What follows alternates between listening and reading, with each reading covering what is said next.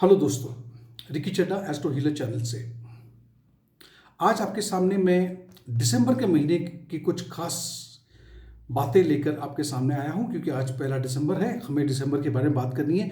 दिसंबर कैसा रहेगा, अलग राशियों के बारे में, लग्न के बारे में इस पे वीडियो में बना चुका हूं। आप ऊपर देख पा रहे हो, वो लिंक मैंने आपके साथ में साझा किया है।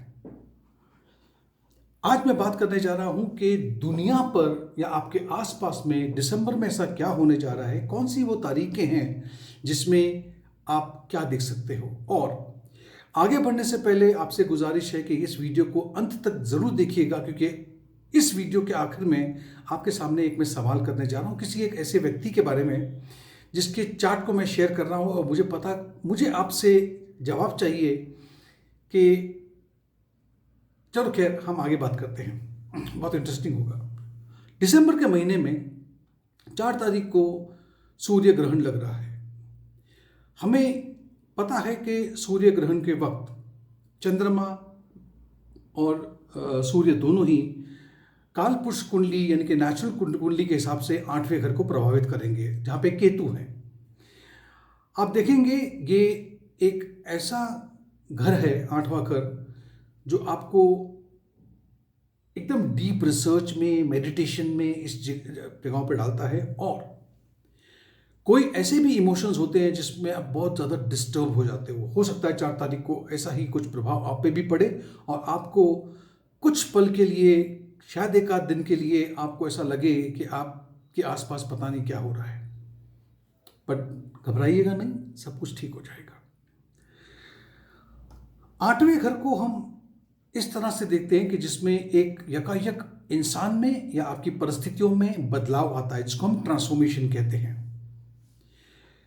8वें घर से हम ये समझ पाते हैं कि किसी व्यक्ति के जीवन में स्पिरिचुअल अवेकनिंग कब होती है और कैसे होती है।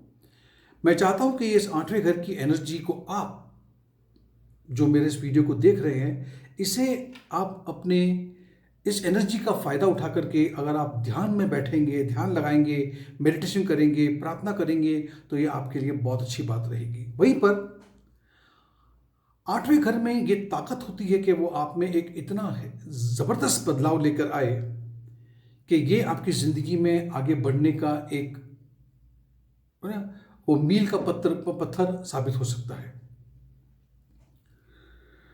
हमें यह भी समझना है कि सूर्य ग्रहण का प्रभाव, जैसे मैंने कहा था, सिर्फ उस दिन नहीं, 120 दिन तक महसूस किया जाता है, और कुछ लोग कहते हैं उससे भी अधिक।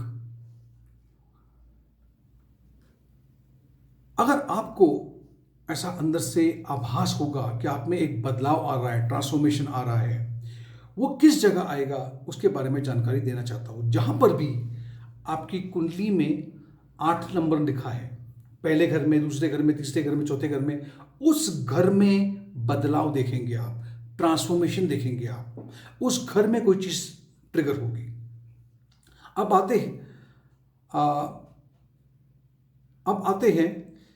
बात करते हैं। 4 तारीख की हो गई, 5 तारीख से लेकर के 10 दिसंबर तक क्या मैं देख पा रहा हूं, क्या हम सब देख पा रहे हैं। सूर्य, मंगल, बुध, केतु, सभी ये ग्रह, चंद्रमा तो आके चले जाएंगे, ये वृश्चिक राशि में 8वें घर में है। इस बात को जरा ध्यान से सुनिएगा, समझिएगा। यकायक, इसको हम बोलते हैं अंग्रेजी में ऑल ऑफ अ सडन, एकदम से कुछ ऐसी घटनाएं आपके सामने आएंगी, जैसे कि एक्सीडेंट हुआ, आग लगने की घटनाएं हुई, पानी से दिक्कतें आ सकती हैं, भूकंप आ सकते हैं, और डिजीज, जो वायरस इन्फेक्शियस डिजीज है, उसका प्रकोप बहुत जबरदस्त बढ़ सकता है। कुछ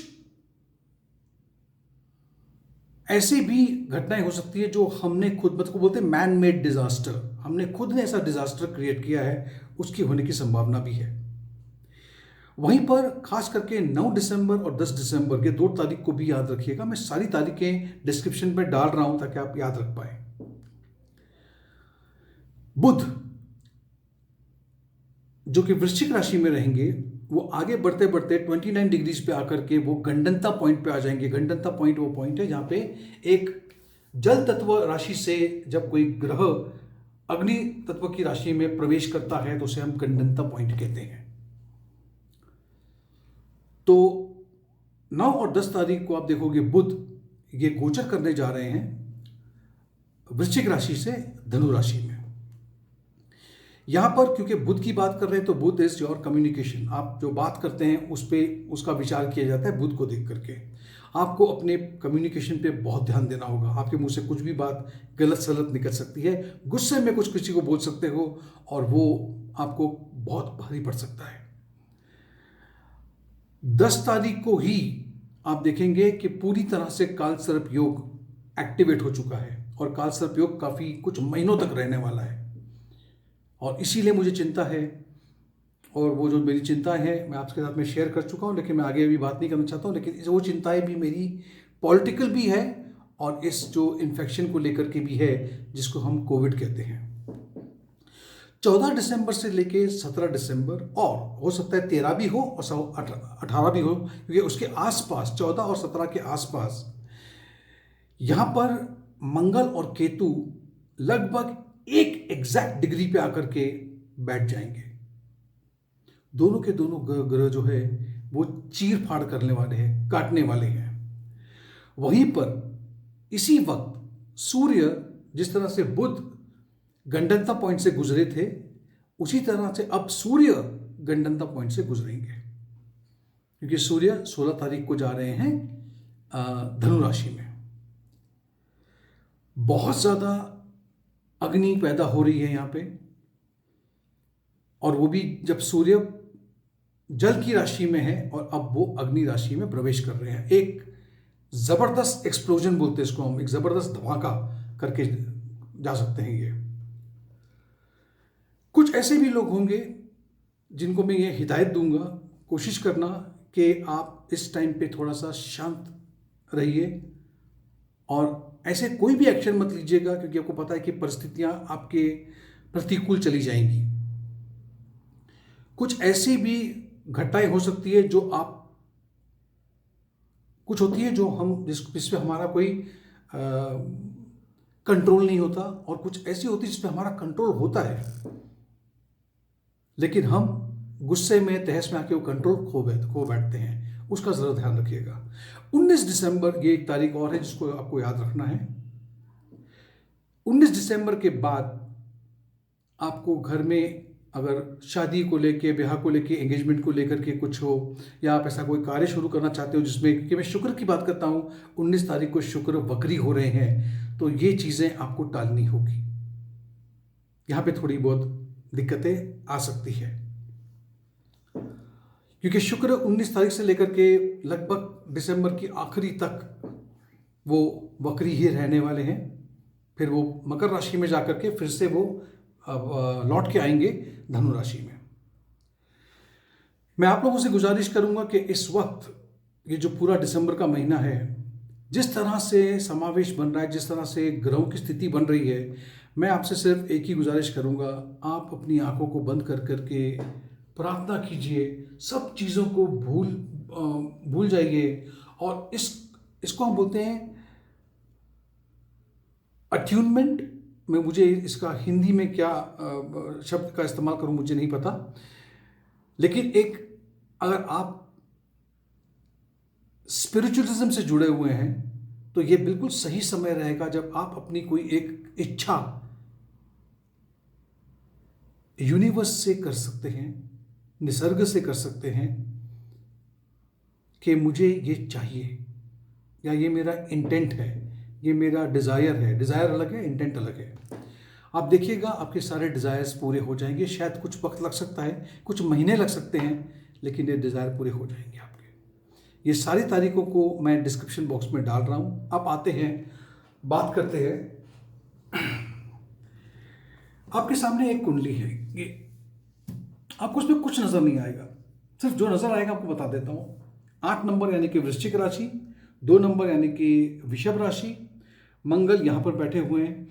मंगल का 2 घर पे दो घर कोई के मालिक हैं, एक तो लगन के और छठे घर के, बैठे हैं 12वें घर में।